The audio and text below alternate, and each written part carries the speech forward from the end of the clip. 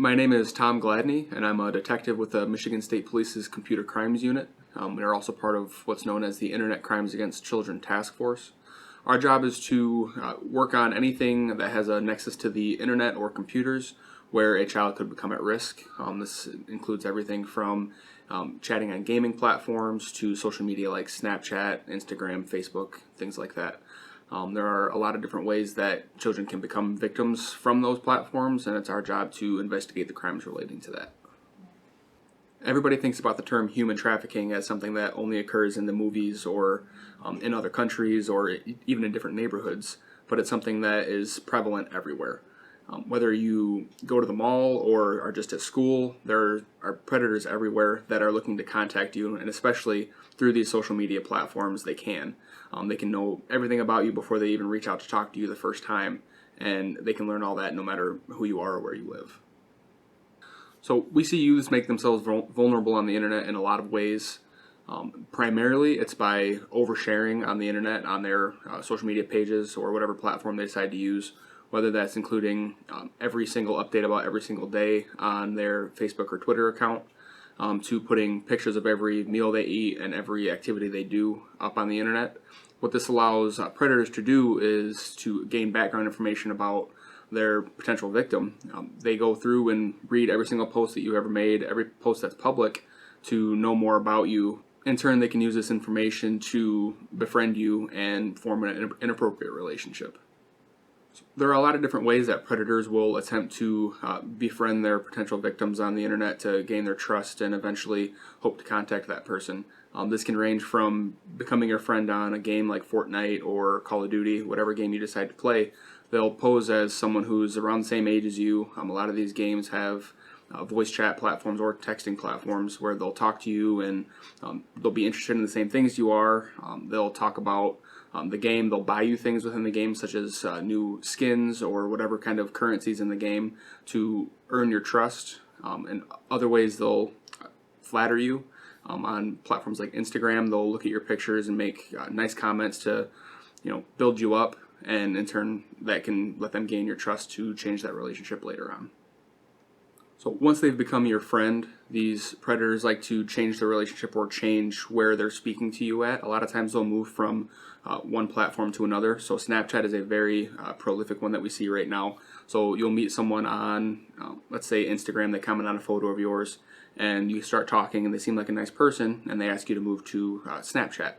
And this is kind of separating you from the public arena of commenting on pictures or speaking on Instagram to having a private self-deleting chat on Snapchat or another similar application. And once you're moved to this new platform, they can start to move the conversation to a new direction, to an area where you may not be comfortable to go, such as more intimate details about your life. So in a lot of cases, we see that these predators, once they get personal information about you, or once you've been talking for quite a while, maybe you've exchanged some pictures or talked about things that you may not want other people to know about, they will turn around and leverage this information against you to get you to do things that you may or may not want to do. For example, let's say you sent a nude picture to someone who you thought you knew who they were, you thought they were nice, but then they turn around and threaten to send this picture out to your parents, your entire school, your friends, if you don't send them more. And that's an example we see time and time again. Staying safe online is a never-ending process. The number one thing you can do is to make sure that all of your social media outlets are set to private, so that way only your friends and people that you approve can see your content.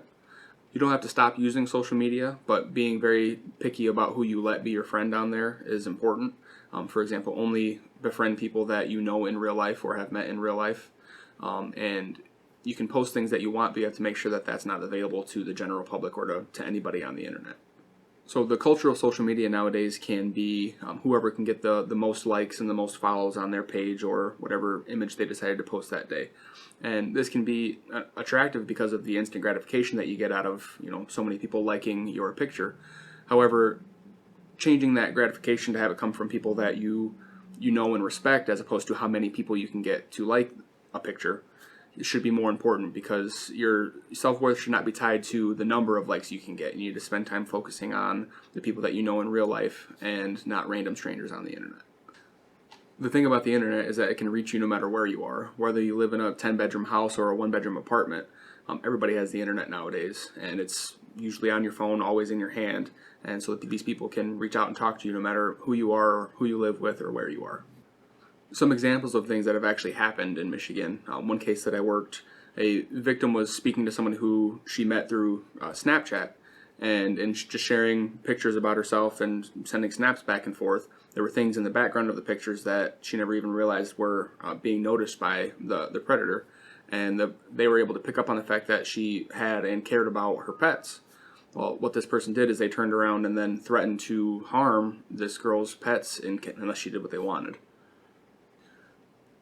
An example of one case we had is a young girl from Michigan was speaking to someone who she thought to be her own age.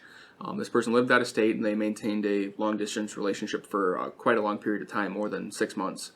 And in speaking with this person, they developed a very close relationship. She thought she knew who this person was. It turns out that eventually they both traveled out of state, and they ended up meeting up.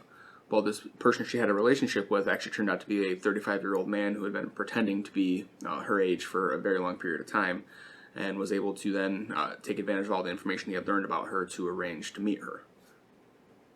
Situations like these aren't unique to young girls. Young boys are also potential victims when it comes to predators on the internet. For example, we've had cases in the past where a young boy has been speaking to someone who he believed was a girl and had exchanged pictures and things like that that he wouldn't want anybody else to see, and it turns out that the suspect on the other end was an older male. And by this time that the boy realized it, it was too late. He had already shared the pictures, and then they were used to basically pressure him into sharing more than he wanted to share. A lot of times in these situations, you may not realize that you've shared too much until it's too late, or that you've talked to somebody who you didn't really know who they were until it's too late.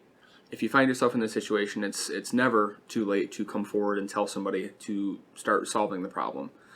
Either come to a trusted adult or to law enforcement, and we can begin to find out who this person is, and the sooner we find out, the more we can make sure that we can get back the images that you sent, or make sure that they're not forwarded on to anybody else.